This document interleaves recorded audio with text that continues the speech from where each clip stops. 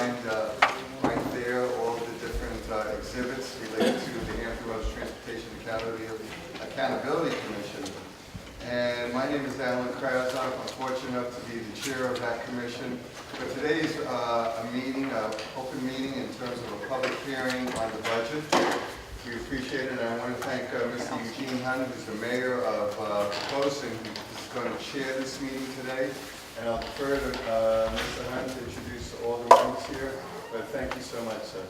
Okay, thank you, and thank everybody that's attending here.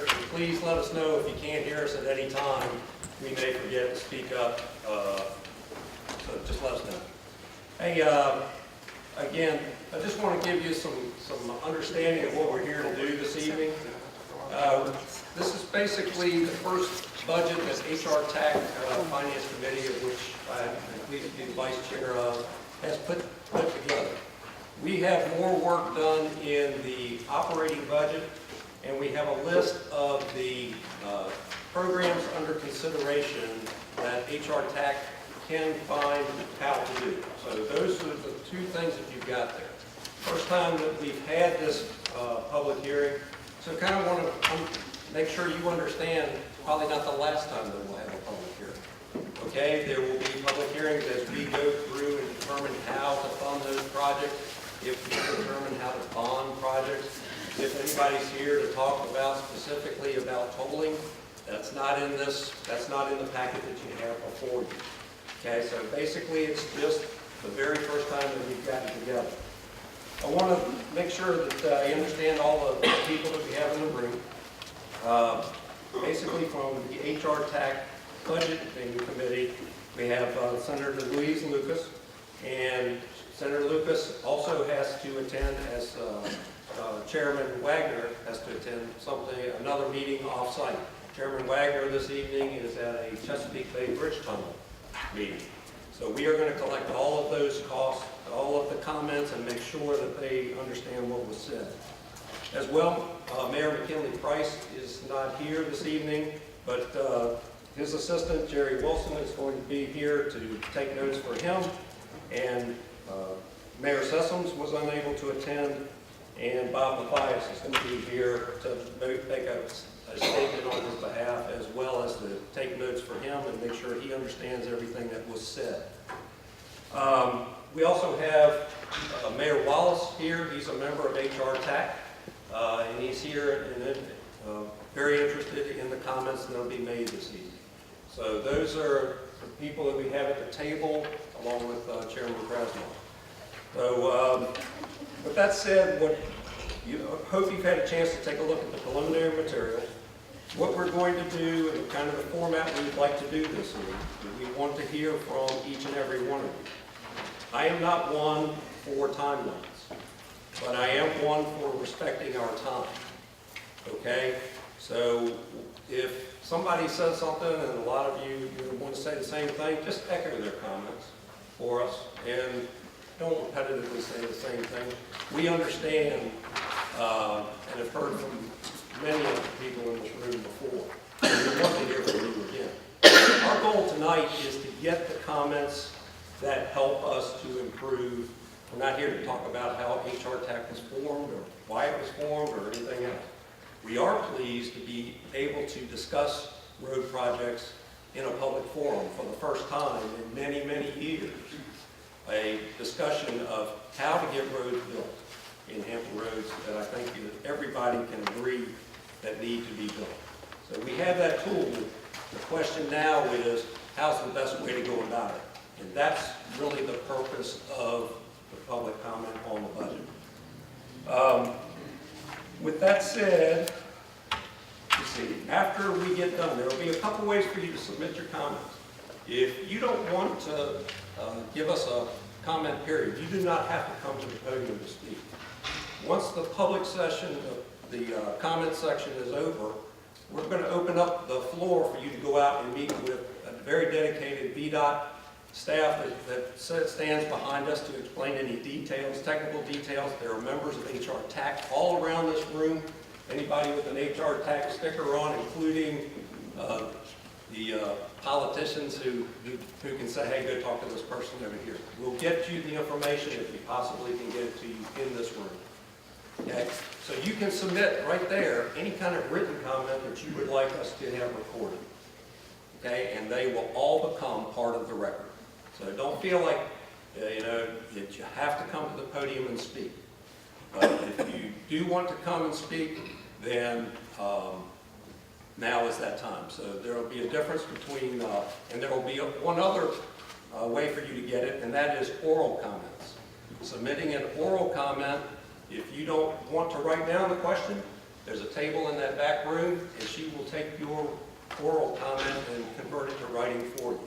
And the lady right there in the back is holding up the oral comments placard right now. All right, so 3 ways to get the information, and this is all about getting that information to help us on HRTAC do a good job with public money and do these roads in a way that is meaningful to all of us.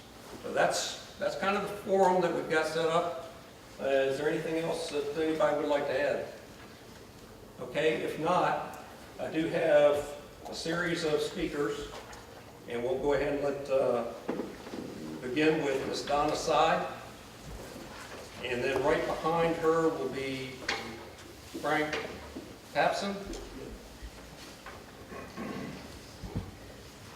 Welcome.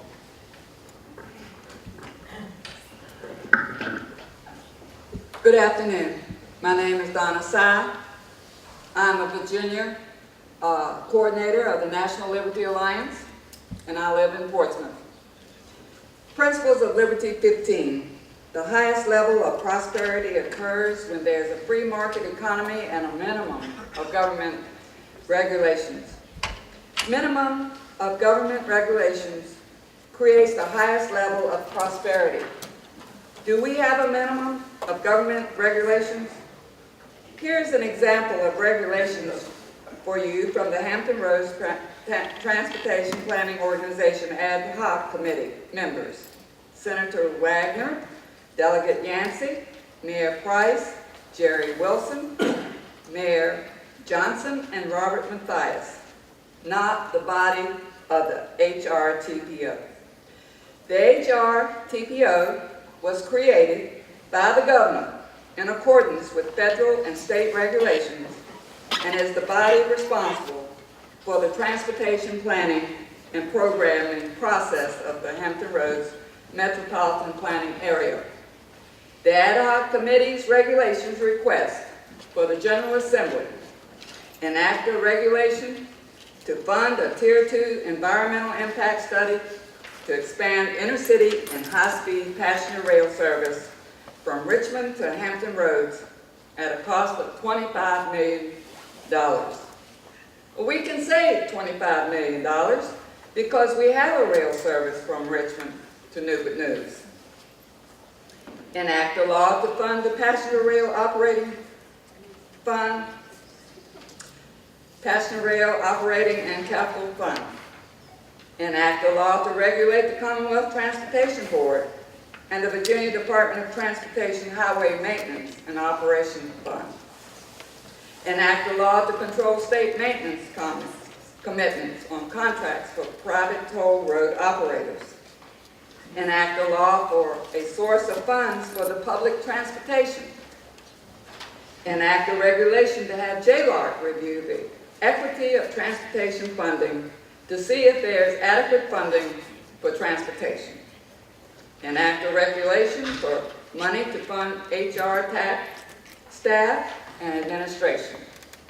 Enact a law to get money from the increase of the wholesale gas tax if Congress doesn't pass the Marketplace Fairness Act. Enact a law for a performance audit to address the processes and staffing issues. We can save money on this one because we're not going to increase staff to make more issues. Enact an amendment to the HRTAC legislation that will allow CEOs of localities to have a stand in to vote for them. These are the 10 regulations for the legislative agenda for the HRTPO. for the General Assembly in 2015, which includes legislation for both HRTPO and HRTAC. We the people do not need all these regulations to carry out the work of HRTPO. These requests are a waste of time and effort. We don't even need a HRTAC. All we needed was an ad hoc committee of 6 people to monitor the money to be spent on roads, bridges, and tunnels through the Virginia Department of Accounts or the Hampton Roads Transportation Planning Organization, not a HRTAC corporation of 30 people. If HRTPO wants laws enacted on behalf of HRTAC, then again, we don't need HRTAC. If legislation for the HRTF, or the Hampton Roads Transportation Fund, does not allow for HRTAC revenues to be used to pay for HRTAC staff and administration, then the General Assembly did not enact legislation for a big corporate entity. The 6 people representing both the HRTPO and the HRTAC have written a legislative agenda that created an entangling alliance. In doing this, they have corrupted our transportation system by increasing governmental regulations. By increasing governmental regulations, it has decreased the people's prosperity by adding more taxes on them to pay for something, to pay for employing more bureaucrats. To make matters worse, the budget for the HRTAC lists uses for money going to people instead of money going to transportation projects.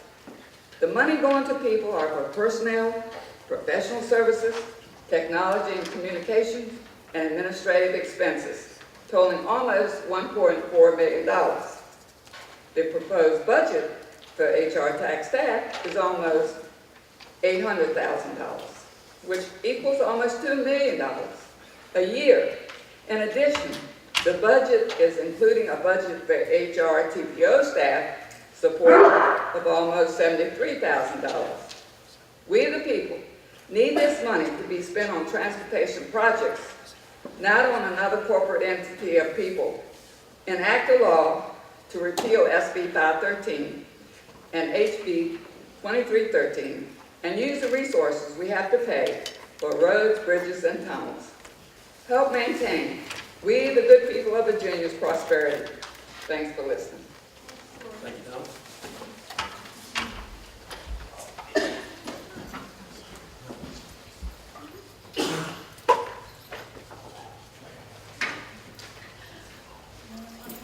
Okay, the next speaker is Frank Papson, and Mr. Craig Hopkins will be next.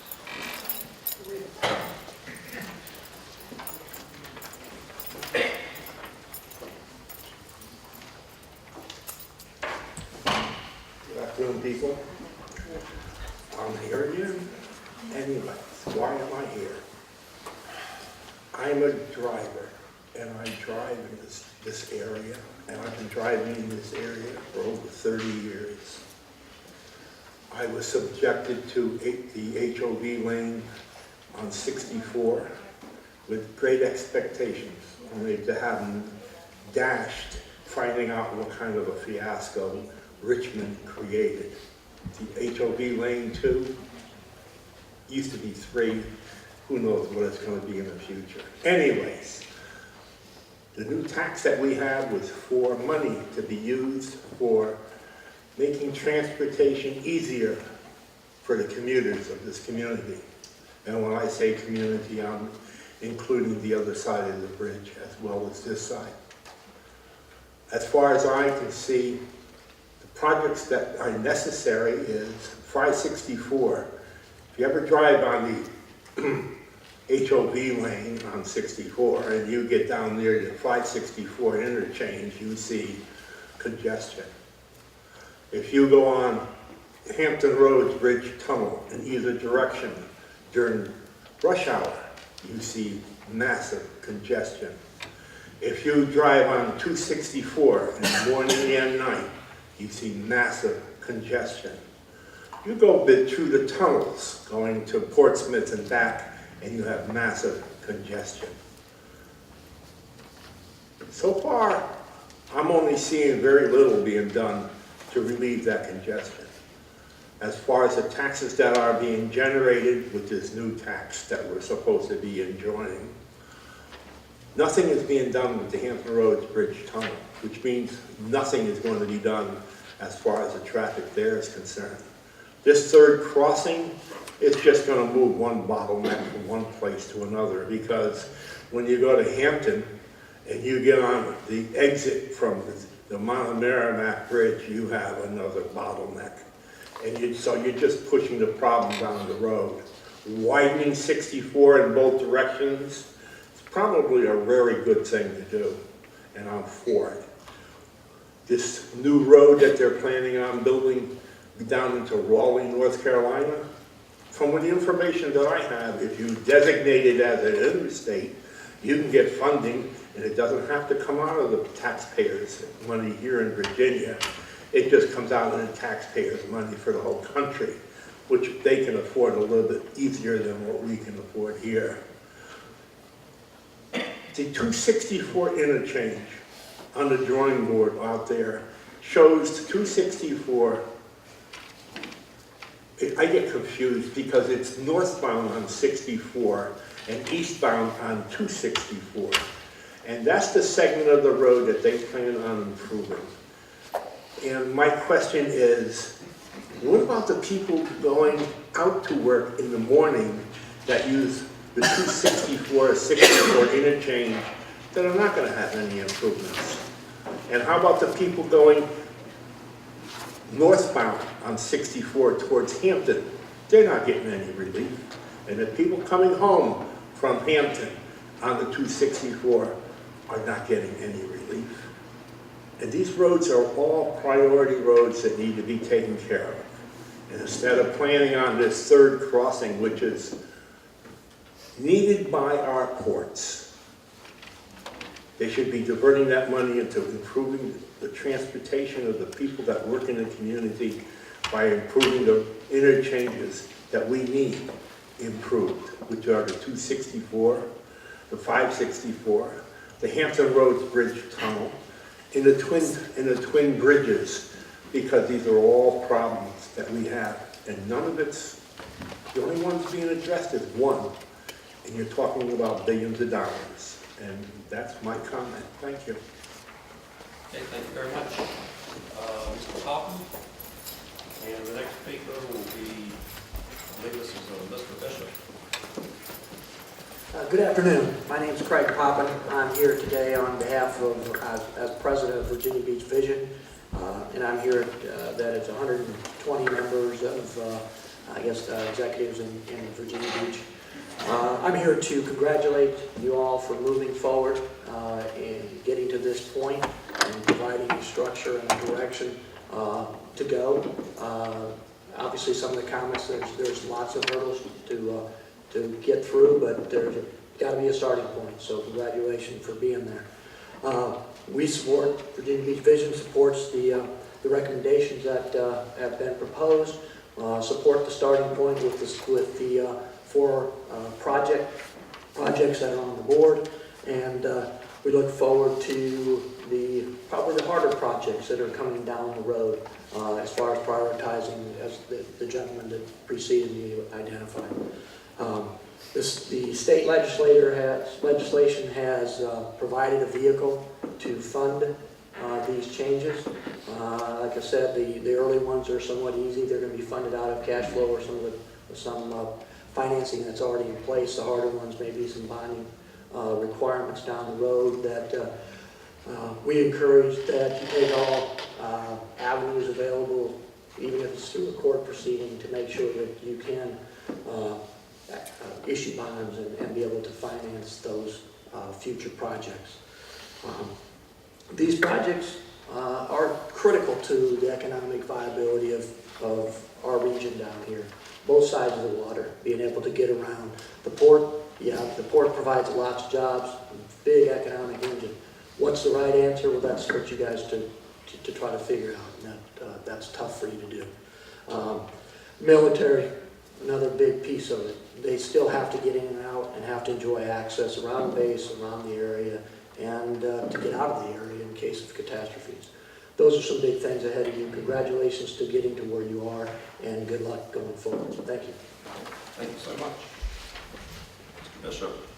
And next will be Mr. Yatrovsky.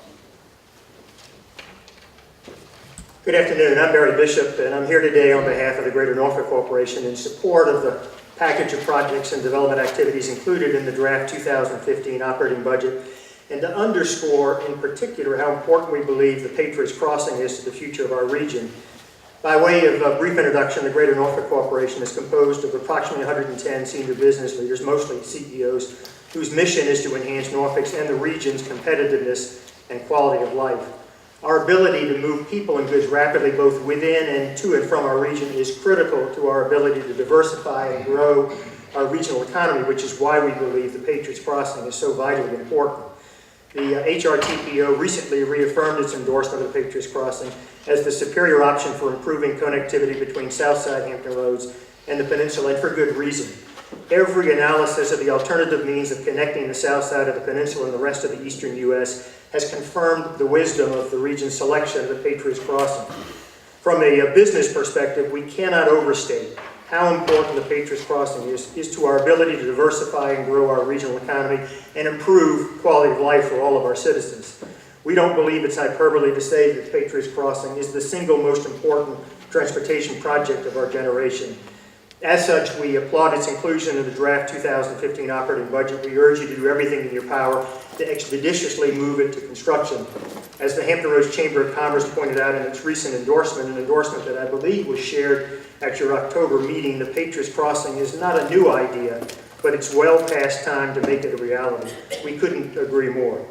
In closing, the fact that we're having this hearing today is indeed a watershed event in the history of our region, the culmination of years of effort to get the money we need to improve our transportation infrastructure and the ability to act. We finally have at least some of the revenue we need. We've got the right governance structure, the right people at the table to deliver the region's priority transportation projects. In short, to forge our own destiny by creating a world-class transportation system.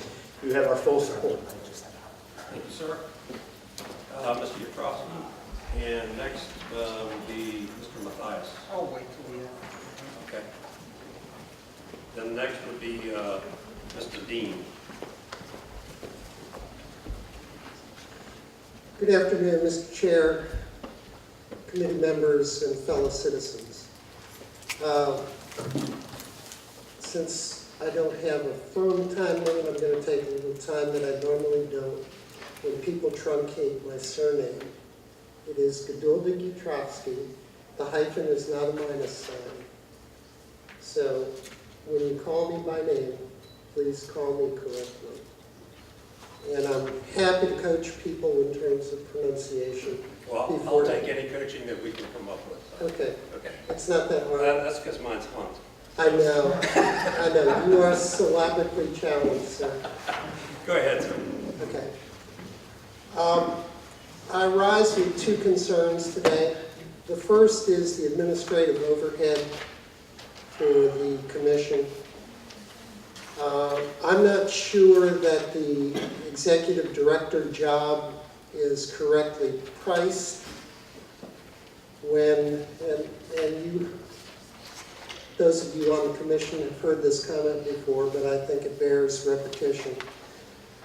When the Secretary of Transportation came before you a couple of months ago and offered to act as your interim director, it said to me that either he had a lot of time on his hands in Richmond, which I really doubt, or that the job is not as large as it's been made out to be.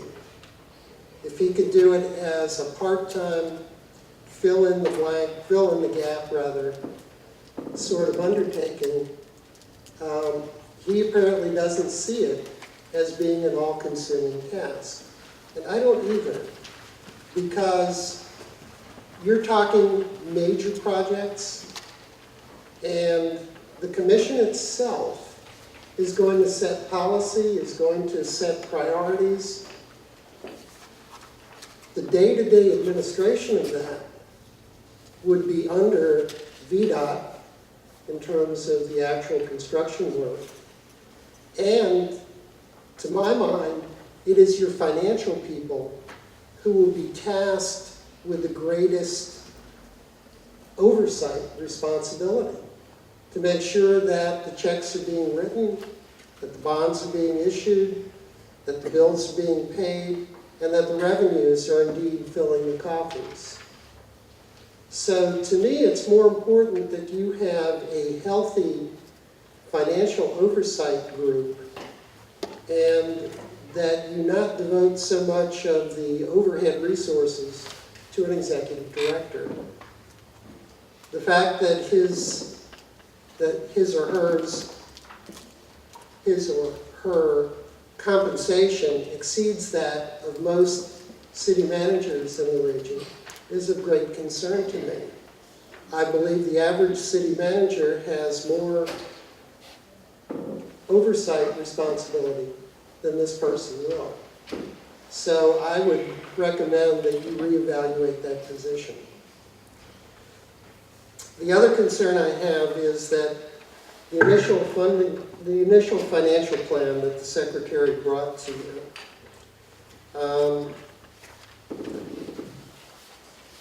fundamentally, there's nothing wrong with the plan itself, the projects themselves. They've been vetted through the HRTAC.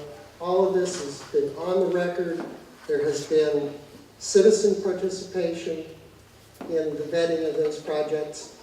But if indeed, as the governor said, and the secretary has re-emphasized, you are to be in command of your own fate, then why is the secretary coming here and laying out your work plan for you?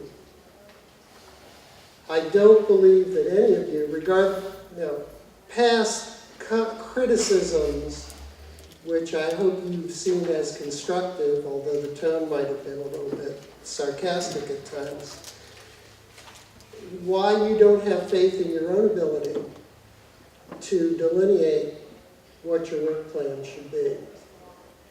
Why is Richmond still controlling this? Why do you have 5 members of the General Assembly steering the process when this is supposed to be regional money? Well, it is regional money. It's being raised from the wallets and pocketbooks of the people who live here. Personally, I think that you are capable of setting your own priorities. And so, I just don't like the way the powers that be continue to maintain their grip on what is supposed to be a regional effort. Lastly, I'm somewhat concerned in the funding plan for these projects in that one of the driving considerations for the establishment of the HRTAC was the fact that no existing body, no pre-existing body, actually had bonding authority. The HRPDC does not. The HRTPO apparently does not.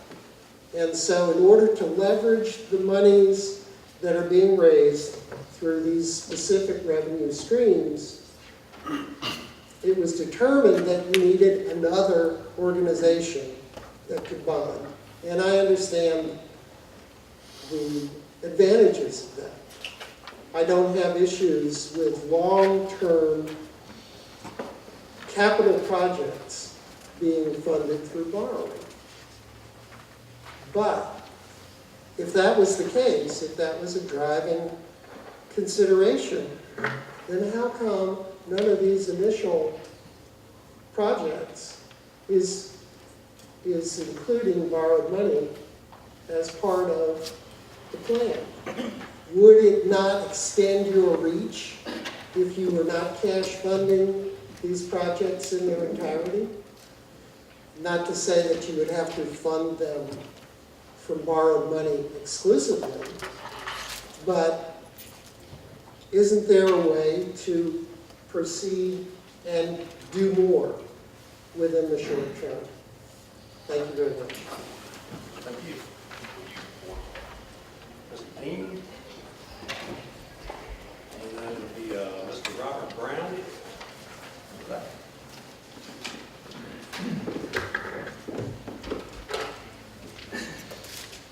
Good afternoon, Chairman Hunt, committee members, and interested parties. My name is Robert Dean. I will be speaking this afternoon as Communications Director for the Tidewater Libertarian Party. HRTAC Executive Director, $294,000. HRTAC Deputy Executive Director, $180,000. Total staff salary costs, $796,000. Staff support from HRPDC or HRTPO, about $73,000. While the initial financial plan projects activities are part of this proposed budget presentation, it doesn't show the actual estimated year of expenses for the capital projects. And how will you determine future appraisals of performance for this new layer of bureaucracy when the projects have been planned by the staff of the HRPDC for over the years? The planning work has been done, so now you're proposing in this first year budget to pay out nearly $1.4 million in human resources generated from the largest tax increase in the history of Virginia, promoted by Republican Governor Bob McDonnell and his tax and spend members of the General Assembly. Yes, this budget represents what the General Assembly stands for, higher taxes and fees to cover an ever-expanding government. So as I read the proposed budget, you're looking at first-year expenses without any unforeseen financial circumstances arising, totaling $1.4 million. Translated over a 20-year period, that comes to, and not considering the inflationary constant dollar impacts, which as we all know is so typical of any government agency, about $28 million, a number that is absolutely obscene. Now for my observations of recommended cuts. Eliminate the car allowances for the executive director and the deputy director and have them turn in mileage for reimbursement. This will also provide the taxpayers with a record of where and when the director is going and for what purpose. The same for cell phones for the 3 top-tiered executive positions. These salary levels are adequate, so much so that they can pay for their own cell phones. Besides, how much time will they be spending out of the office in these first few formative years? And $13,200 for car allowances? Pull the car and cell phone funding and see if it becomes a deal breaker in your search for these new manager positions. Please remember, you aren't hiring individuals to run profit-making corporations whose performance is based on controllable expenses and net bottom line profits. This organization will be creating no income for the compensation received, but rather just consuming precious tax dollars produced by families living in Tidewater. Instead of starting at the top of the human resource levels, begin at a more reasonable level so that these executive bureaucrats can prove their worth and reward their future compensation merit increases based on job performance. At these levels, there is no opportunity for affordable future growth. And as the footnote alluded in the presentation, I really don't care what other jurisdictions provide in the way of perks. I'm only interested in this budget's expenditures, for I'm part of the funding mechanism. Thank you. Sorry. Thanks so much. Thank you, Mr. Brown. And then Mr. Daniker. Good evening. My concern is with the third crossing, and all of this information is derived from the environmental assess study, and what I'm proposing the General Taylor Freeway, a solution for HRC study, CBA 9, segment 1 and 3. That's one of 5 segments. CBA 9, segment 1 will create no tangible benefit to the general public without the other 4 segments. A much more cost-effective solution that will achieve the 6 purpose and needs as described in the HRC SCBA 9 segment 1 and 3 is the General Taylor Freeway as described and illustrated in the General Taylor Freeway maps, which are included in this. This plan will save billions of dollars in initial expense and achieve all 6 of the proposed goals and needs. The savings by not connecting segment 1 to the Monitor Merrimack Bridge will pay for segment 3. This will also stop gridlock from taking place at the connection with the Monitor Merrimack Bridge. This results in a complete roadway for the cost of only segment 1. The remaining segments can be added later when necessary.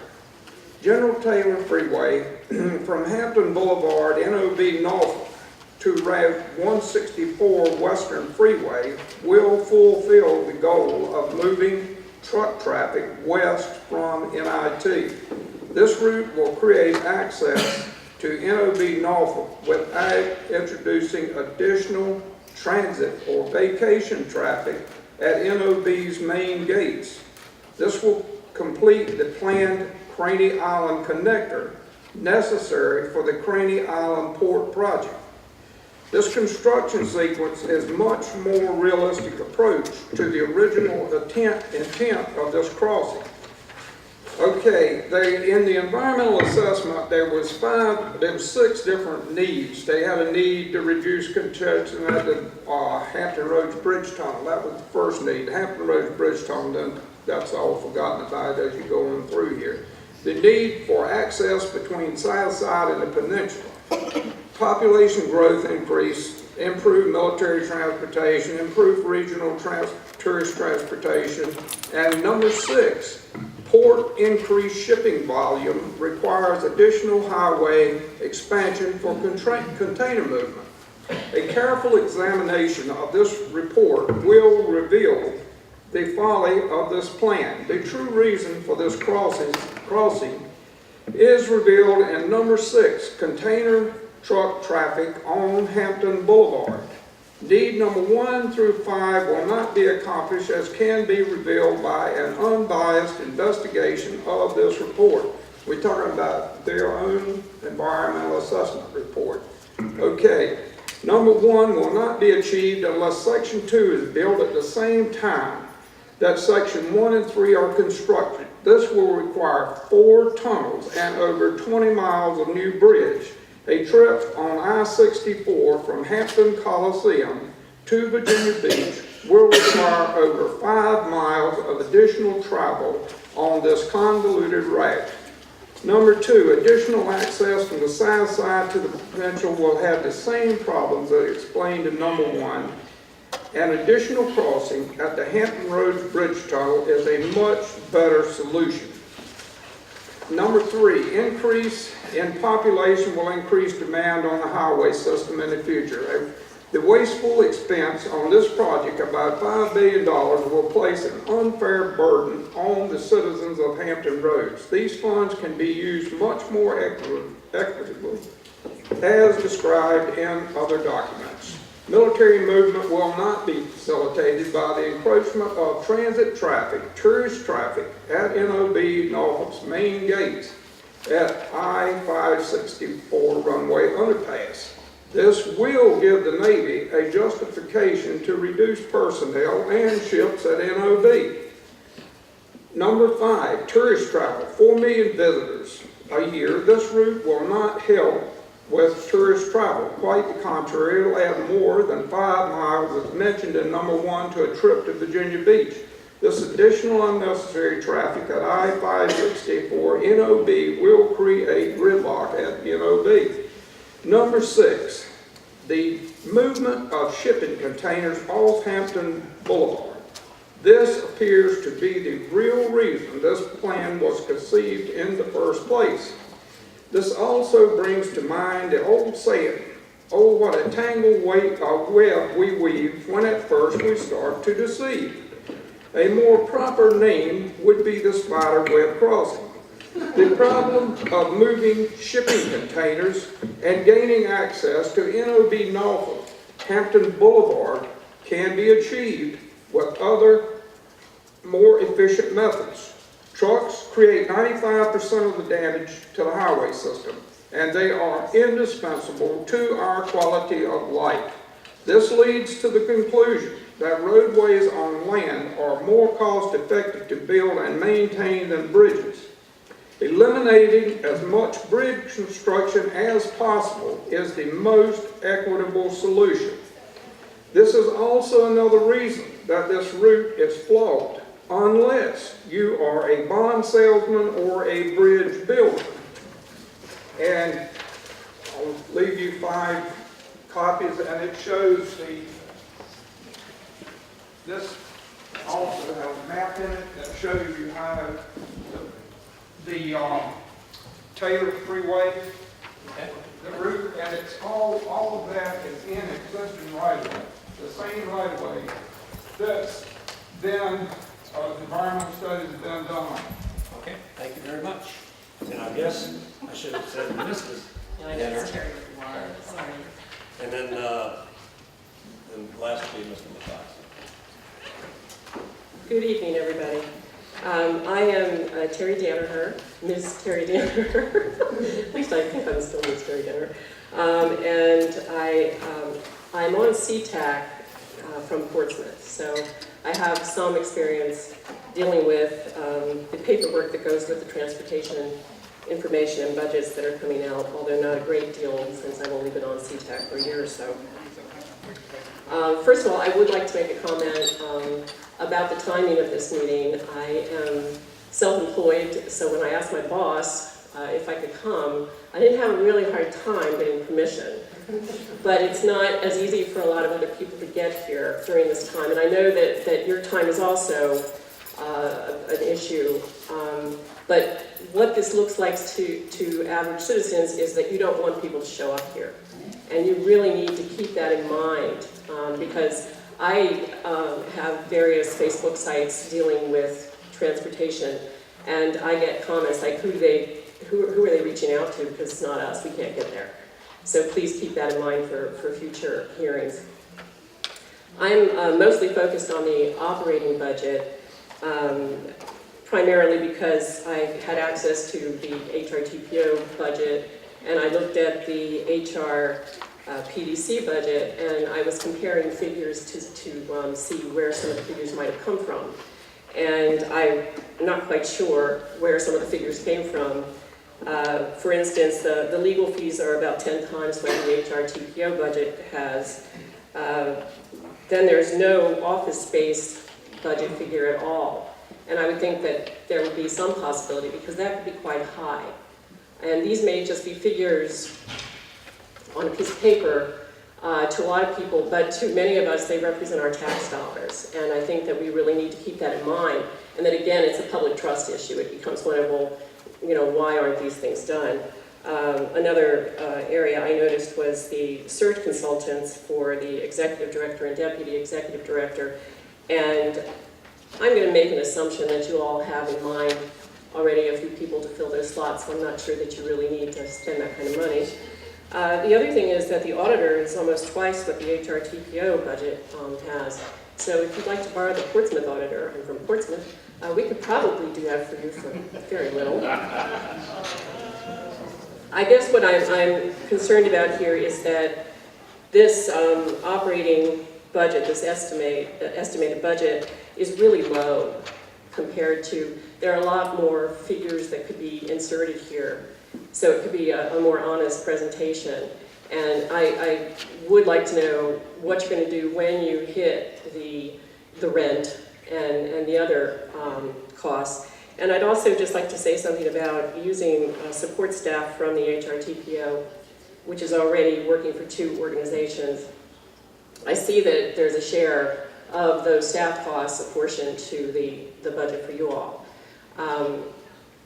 I have a distinct sensation that those people are not, they're doubling, tripling up, because this is kind of the 3rd iteration of the same group of people, pretty much, in terms of your own commission.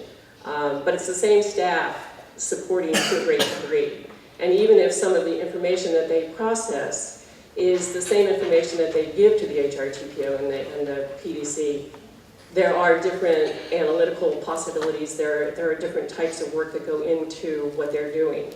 So they're doing the same work and they're not getting any more. And I know that we're a right-to-work state, but I didn't think we were going back to slavery. So I would like to just put a word in for staff because they're a bunch of hardworking people, and I think that they're being stretched really, really hard. So that's pretty much all I have to say. Thank you very much for this opportunity. Thank you.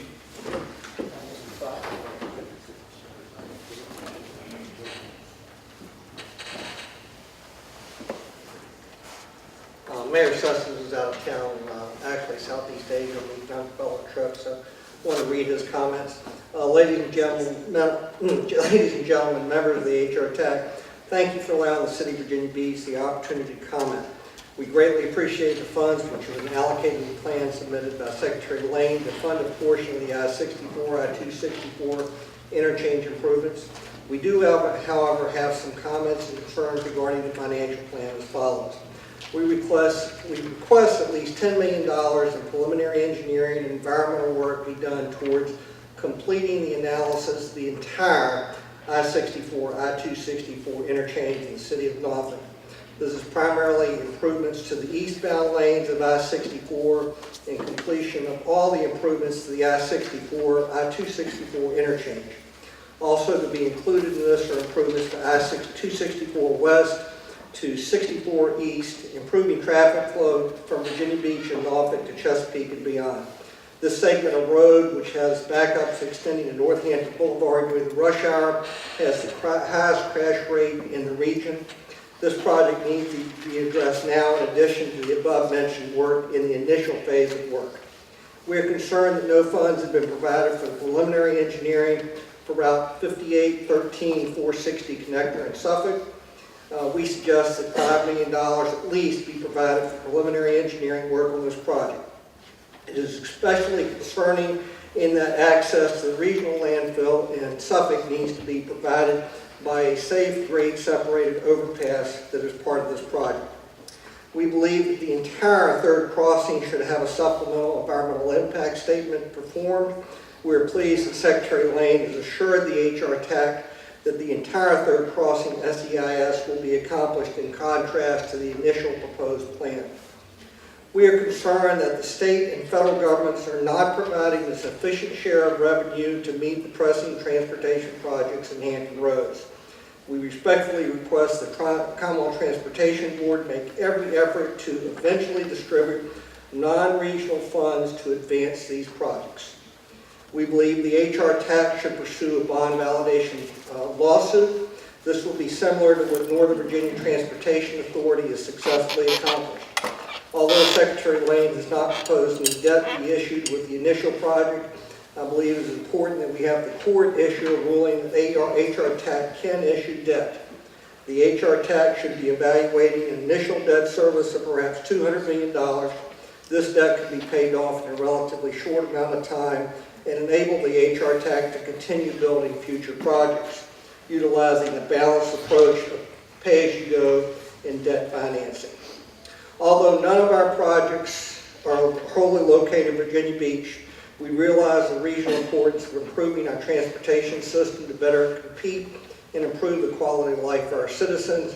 We are most pleased by the momentum HRTAC has quickly achieved to begin addressing our regional transportation needs. And thank you. Thank you. That concludes all the people that have signed up for public comment. But again, that is not your only opportunity to provide comment.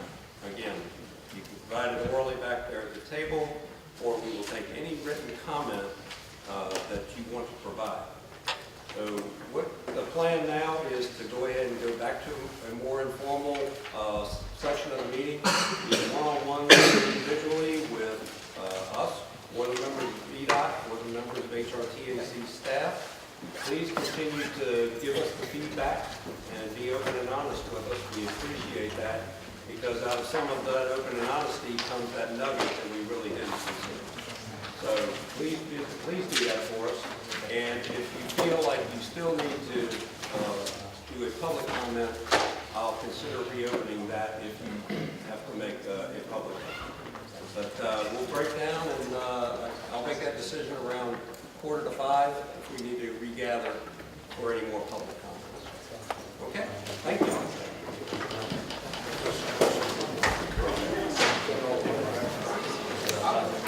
Fire